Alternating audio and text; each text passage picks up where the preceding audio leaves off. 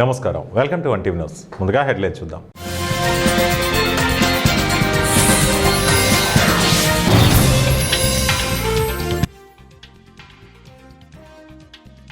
ప్రభుత్వంలో ఎలాంటి విభేదాలు లేవు, వరద చెల్లే ప్రయత్నం చేస్తున్న ప్రతిపక్షాలు.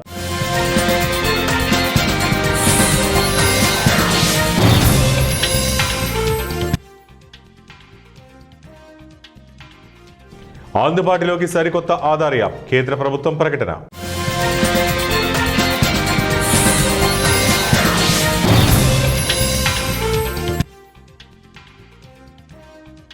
దేశమే గొప్ప, ఎంపీలంతా ఏకమవ్వాలి, రాష్ట్రపతి ద్రౌపది ముర్ము పిలుపు.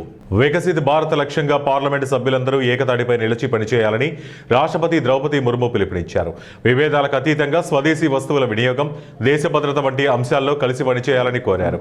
పార్లమెంటు బడ్జెట్ సమావేశాల ప్రారంభం సందర్భంగా బుధవారం ఆమె ఉభయ సభలను ఉద్దేశించి ప్రసంగించారు. 2047 కల్లా భారత్ను అభివృద్ధి చెందిన దేశంగా మార్చాలన్న లక్ష్యంతో కేంద్ర ప్రభుత్వం చేపడుతున్న కార్యక్రమాలను వివరించారు. విభిన్న అభిప్రాయాలు, వేర్వేరు దృక్కోణాలు ఉన్నప్పటికీ దేశం విషయంలో మాత్రం అంతా ఏకమవ్వాలని, దేశం కంటే గొప్పదేమీ లేదని ముర్ము చెప్పారు. ప్రజాస్వామ్యంలో భిన్నాభిప్రాయాలు సహజమని, కొన్ని అంశాల్లో మాత్రం వాటికి తావుండకూడదని, ఇదే విషయాన్ని మహాత్మా గాంధీ, నెహ్రూ, అంబేద్కర్, వల్లభాయ్ పటేల్, జయప్రకాష్ నారాయణన్, రామ్ మనోహర్ లోహియా, దీనదయాళ్ ఉపాధ్యాయ, వాజ్పేయిలు విశ్వసించారని పేర్కొన్నారు. దేశ ప్రయోజనాల విషయంలో ఎంపీలందరూ ఐక్యంగా నిలబడాలన్నారు. సరికొత్త ఆధార్ యాప్ను కేంద్ర ప్రభుత్వం అందుబాటులోకి తెచ్చింది. ఈ యాప్ ఆఫ్లైన్ వెరిఫికేషన్తో పాటు ఎంపిక చేసిన డేటాను మాత్రమే పంచుకోవడానికి, ఆధార్ సర్వీసులను సులభంగా, సురక్షితంగా వినియోగించడానికి వీలు కల్పిస్తుంది. ఈ యాప్ ద్వారా మొబైల్ నంబర్, చిరునామాను అప్డేట్ చేసుకోవచ్చు. అలాగే ఆధార్ జెరాక్స్ కాపీని ఇవ్వాల్సిన అవసరం లేకుండా ఎంపిక చేసిన ఆధార్ సమాచారాన్ని పంచుకోవడానికి అవకాశం కలుగుతుంది. CM Revanth Reddy, deputy CM బట్టి విక్రమార్క మధ్యలో విభేదాలు ఉన్నట్లు కొందరు చేస్తున్న ఆరోపణల్లో ఎటువంటి వాస్తవం లేదని రాష్ట్ర ఐటీ పరిశ్రమల శాఖ మంత్రి దుద్దిల్ల శ్రీధర్బాబు స్పష్టం చేశారు. సీఎం రేవంత్ రెడ్డితో మంత్రులందరూ కలిసే పనిచేస్తున్నారని, గోదావరి కని సుల్తానాబాద్లో జరిగిన మున్సిపల్ ఎన్నికల సన్నాహక సమావేశాల్లో మంత్రి జూపల్లి కృష్ణారావుతో కలిసి మంత్రి పాల్గొన్నారు. ఈ సందర్భంగా శ్రీధర్బాబు మాట్లాడుతూ ప్రతిపక్షాలు కొద్ది రోజులుగా కాంగ్రెస్ ప్రభుత్వంపై బురద జల్లే ప్రయత్నం చేస్తున్నాయని మండిపడ్డారు. సింగరేణి బొగ్గు స్కామ్ అంటూ కేంద్ర మంత్రి కిషన్ రెడ్డి, మాజీ సీఎం కేసీఆర్ కలిసి నాటకాలు ఆడుతున్నారని ధ్వజమెత్తారు. సోషల్ మీడియా, కొన్ని సామాజిక మాధ్యమాలను వేదికగా చేసుకుని అసత్య ప్రచారం చేస్తున్నారని, దానిని పట్టించుకోవద్దన్నారు. నలుగురు మంత్రుల సమావేశమై మాట్లాడుకుంటే కూడా తప్పుడు వ్యాఖ్యలు చేస్తున్నారని మంత్రి ఆగ్రహం వ్యక్తం చేశారు. విజయనగరం అలకనంద కాలనీలో నివాసం ఉంటున్న ఒక హోంగార్డు శ్రీను ఇంట్లో ఏసీబీ సోదాలు చేపట్టారు. శ్రీను స్వస్థలం గొర్ల మండలం నడుపూరులో కూడా సోదాలు నిర్వహిస్తున్నారు. ఆదాయానికి మించి ఆస్తులు కలిగి ఉన్నట్లు సమాచారం. ప్రస్తుతం ఈయన డీటీఓలో పనిచేస్తున్నారని, గతంలో ఏసీబీలోనే పనిచేసేవారని సంబంధిత అధికారులు వెల్లడించారు. ఏసీబీలో డిప్యుటేషన్పై పనిచేసినప్పుడు ఆదాయానికి మించి ఆస్తులు సంపాదించినట్లు సమాచారం. ఒక హోంగార్డ్ సంపాదనపై ఏసీబీ సోదాలు చేయడం డిపార్ట్మెంట్లో కలకలం రేపుతోంది.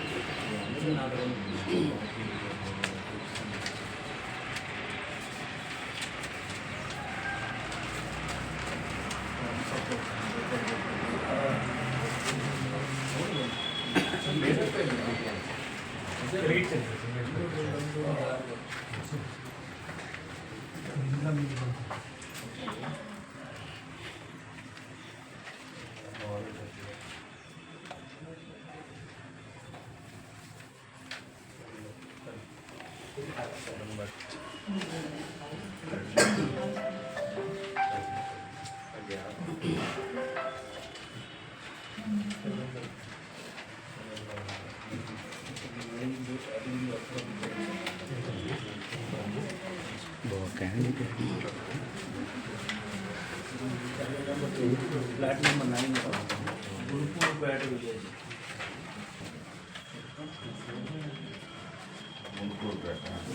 बटन नंबर VR 010 733 714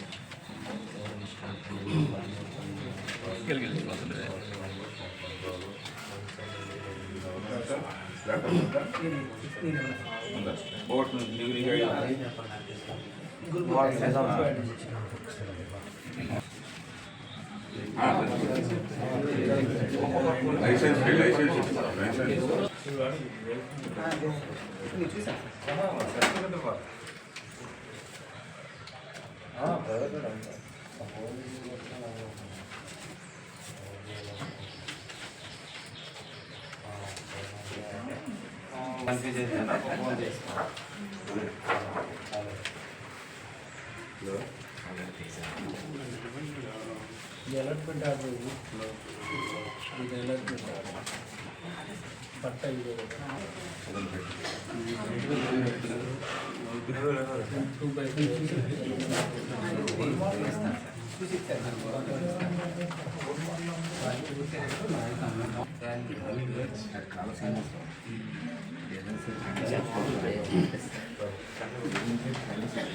ఏపీ రాష్ట్ర సోషలిస్ట్ పార్టీ అధ్యక్షునిగా విజయనగరం జిల్లాకు చెందిన సిరుగుడి లావణ్య కుమార్ నియమితులయ్యారు. ఈ మేరకు గురువారం ఆయన జిల్లాలో ప్రెస్ మీట్ నిర్వహించారు.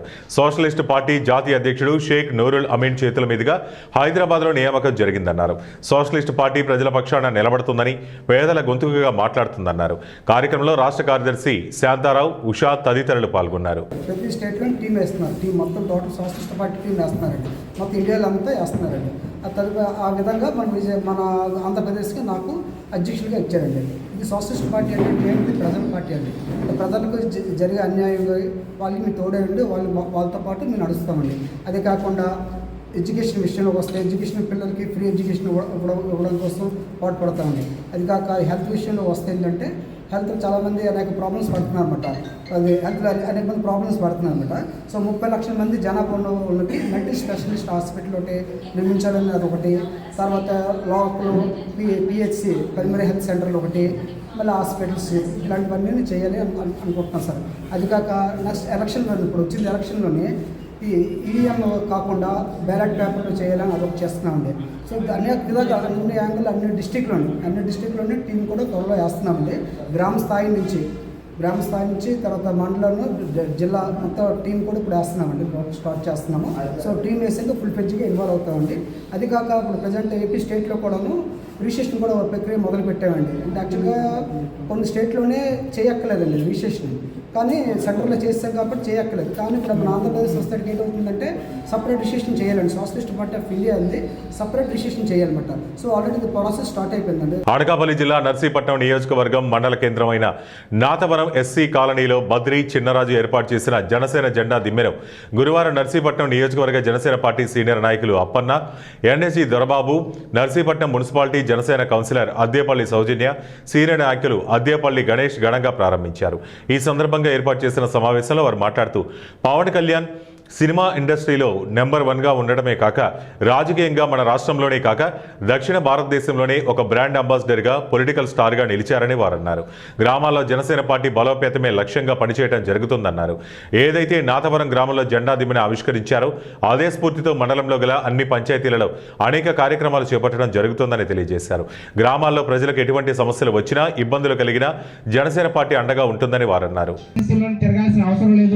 చార్టెడ్ ఫ్లైట్లోని, ఏసీ కార్లలోని, ఏసీ రూమ్లలో తిరగాల్సినటువంటి వ్యక్తి ఈరోజు పేద ప్రజల యొక్క కష్టాలు తీర్చడం కోసమే ఈ రాజకీయాల్లోకి రావడం జరిగింది. ప్రతి పొలిటీషియన్కి ఈరోజు ఒక ఎమ్మెల్యేగా నెలకి 2,20,000 రూపాయల శాలరీ రావడం జరుగుతుంది.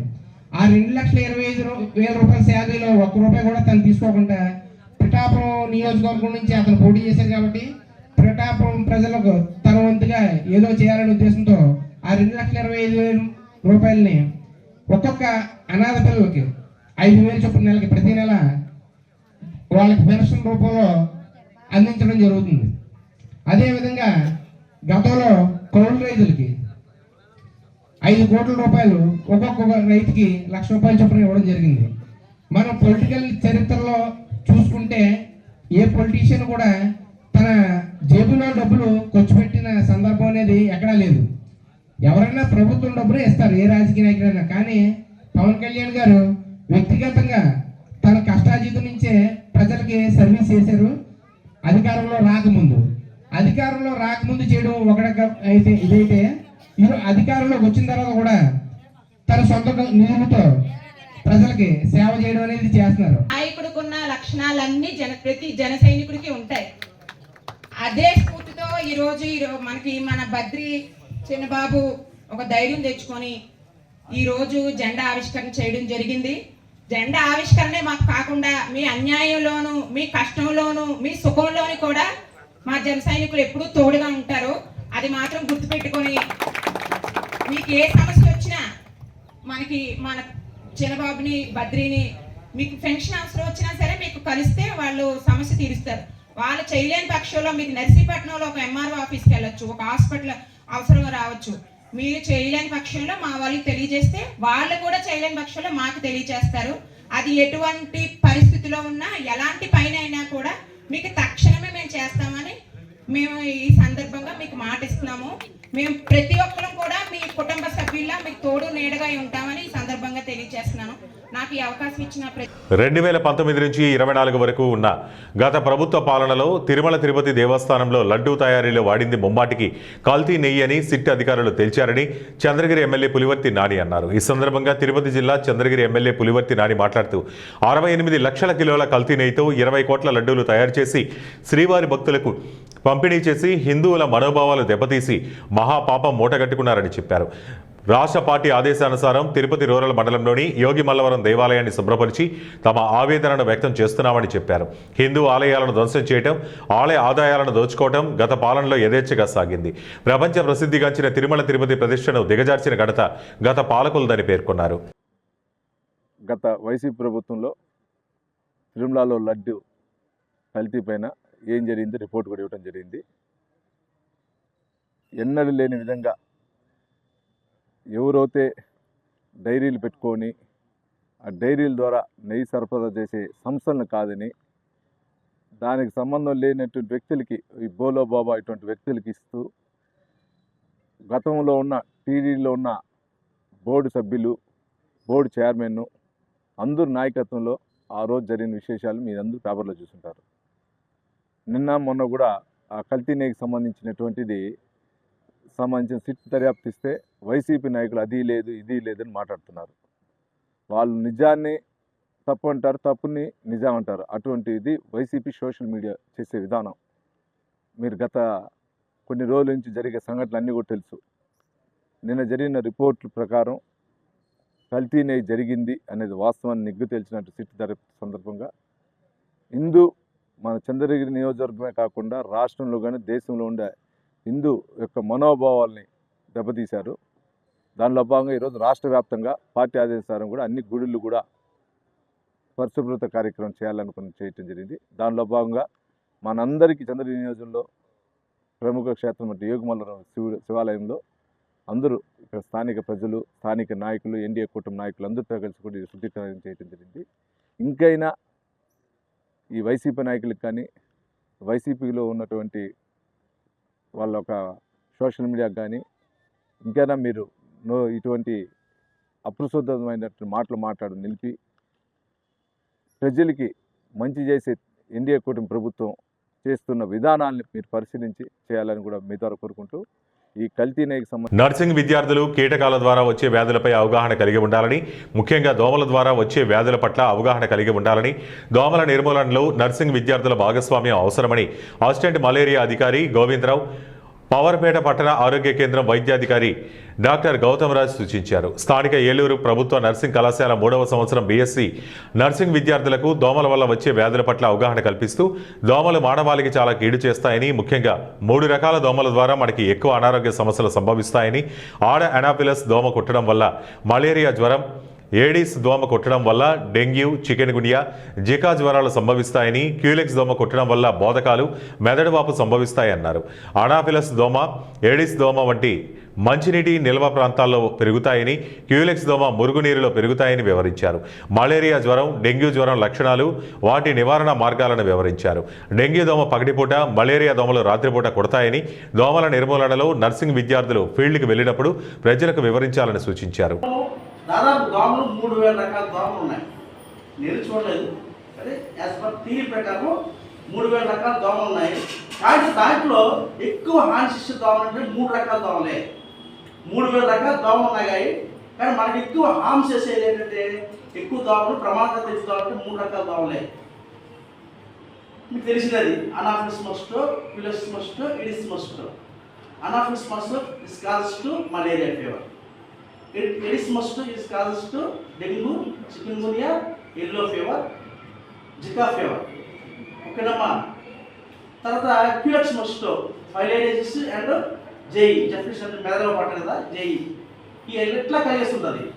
దీని లైఫ్ సైకిల్ వేరే, అనాఫిలిస్ లైఫ్ సైకిల్ వేరే, దాని ఫుడ్ హ్యాబిట్స్ వేరే, ఎడిస్ మస్కిటో లైఫ్ సైకిల్ వేరే, దాని ఫుడ్ హ్యాబిట్స్ వేరే. తర్వాత క్యులెక్స్ మస్కిటో వేరే లైఫ్ సైకిల్ వేరే, దానికి ఫుడ్. మనకి ఎక్కువగా ఆర్జిస్తాములు, ఎక్కువ ఆర్జిస్ డిసీజ్ అంటే మలేరియా జ్వరం, డెంగ్యూ ఫీవరే ఎక్కువ ప్రమాదకరం. థ్రెట్ ఎక్కువ ఉంటే ప్రాణం ఎక్కువ పోయేదంటే డెంగ్యూ జ్వరంతో మలేరియా జ్వరంతో పోతున్నాయి కదా. Dengue mosquito, anopheles mosquito, malaria mosquito, ఈ 2 మస్కిటో కూడా ప్యూర్ వాటర్లో పెరుగుతాయమ్మా. అర్థమైందమ్మా. మన గృహాల్లో దాచుకుంటే మంచినీళ్ళ ప్రాంతాల్లో ఈ dengue mosquito, Aedes mosquito, malaria సమస్యకి అనాఫిలిస్ మస్కిటో ప్యూర్ వాటర్లో పెరుగుతుంది. ఏరియస్ క్యులెక్స్ మస్కిటో మాత్రం డర్టీ వాటర్లో, డ్రైన్ వాటర్లో పెరుగుతుంది. ఓకేనమ్మా. కాబట్టి మనం ముఖ్యంగా మనం ఈ అనాఫిలిస్ మస్కిటో గురించి, డెంగ్యూ మస్కిటో గురించి మనం తెలుసుకోండి. మీకు ఎలా చాలామంది స్టూడెంట్స్ ఈ డెంగ్యూ జ్వరంతో, అనాఫిలిస్ జ్వరంతో మలేరియా జ్వరం చనిపోతున్నారు. ఇందులో ల్యాక్ ఆఫ్ సమ్ నాలెడ్జ్ లేదు. చాలా రకాల జ్వరం ఉన్నాయి. టైఫాయిడ్ ఉంది, మలేరియా ఉంది. ఇవి ఇన్ఫెక్షన్ వస్తే జ్వరం వస్తుంది. మనం చాలామంది ఏంటంటే మనకి బాగా నాలెడ్జ్ ఉందని చెప్పి బయటికి పోయి ఎరిథ్రోమైసిన్, పారాసిటమాల్ తీసుకుని అలాగే డ్రాగన్ చేస్తుంటాం. అన్నిటికీ ఒక ట్రీట్మెంట్ కాదు. ఎందుకంటే స్పెసిఫిక్ ట్రీట్మెంట్ మలేరియాకి ఉంది, డెంగ్యూ ట్రీట్మెంట్ లేదు. ఓన్లీ సిమ్టమ్ ట్రీట్మెంటే. డెంగ్యూ ట్రీట్మెంట్ లేదు, ఎందుకంటే వైరల్ ఫీవర్ అది. మలేరియా మాత్రం పారాసైట్ ఫీవర్, పారాసైట్ కుట్టడం వస్తుంది. ఇక మీకు అవుట్పుట్ చెప్తాను, బ్రీఫ్ చెప్పినప్పుడు. తర్వాత ఇప్పుడు మళ్ళీ అందరూ చెప్తాం మనం. ఓకేనమ్మా. మనం ముఖ్యంగా మన ప్రాంతంలో మలేరియా అనేది జ్వరాలు లేవు. ఇందువల్ల ట్రైబల్ ఏరియాలో ఏలూరు జిల్లా కొయ్యలగూడెం మండలంలో ప్రతిపాదిత నేవీ ఆయుధ కర్మాగార డిపో ఏర్పాటుకు వ్యతిరేకంగా రైతులు, స్థానికులు సమరశంఖం పూరించారు. మండలంలోని పలు గ్రామాల ప్రజలు భారీ ఎత్తున తరలివచ్చి తహసీల్దార్ కార్యాలయాన్ని ముట్టడించడంతో ఒక్కసారిగా ఉద్రిక్త పరిస్థితి నెలకొంది. అచ్యుతాపురం, రేగులగుంట, బోడిగూడెం, మంగపేట, సంజీవపురం గ్రామాలకు చెందిన సుమారు 500 మంది రైతు సంఘాల నాయకులు ఈ నిరసనలో పాల్గొన్నారు. కొయ్యలగూడెం జాతీయ రహదారిపై రైతులు రాస్తారోకో నిర్వహించారు. దీంతో వాహనాల రాకపోకలకు అంతరాయం ఏర్పడింది. మండలంలో కేవలం 10% మంది మాత్రమే ఈ డిపోను స్వాగతిస్తున్నారని, మిగిలిన 90% మంది తీవ్రంగా వ్యతిరేకిస్తున్నారని నాయకులు స్పష్టం చేశారు. 2013 భూసేకరణ చట్టం ప్రకారం గ్రామ సభలు నిర్వహించి ప్రజల ఆమోదం తీసుకోవాలని, బలవంతపు భూసేకరణ ఆపాలని డిమాండ్ చేశారు. చాలా ఆందోళనతో, చాలా ఆవేదనతో, చాలా బాధతో వాళ్ళ ఇక్కడికి రావడం జరిగింది.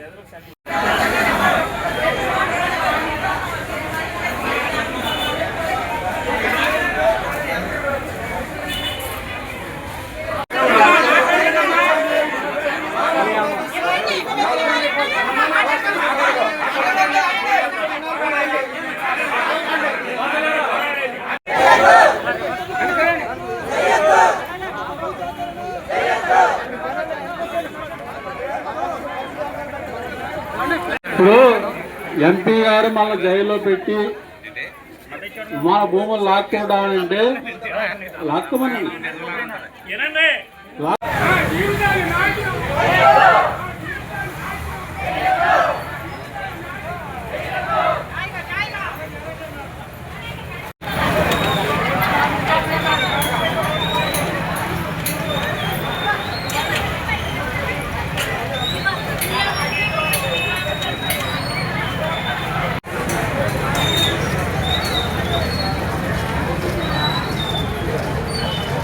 వార్తలు ముగించే ముందు ముఖ్యాంశాలు మరోసారి.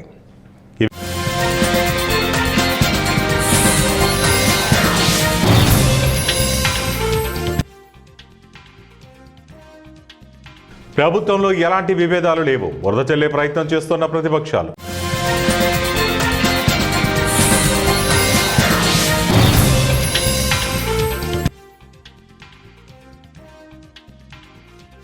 అందుబాటులోకి సరికొత్త ఆధార్ యాప్, కేంద్ర ప్రభుత్వం ప్రకటన.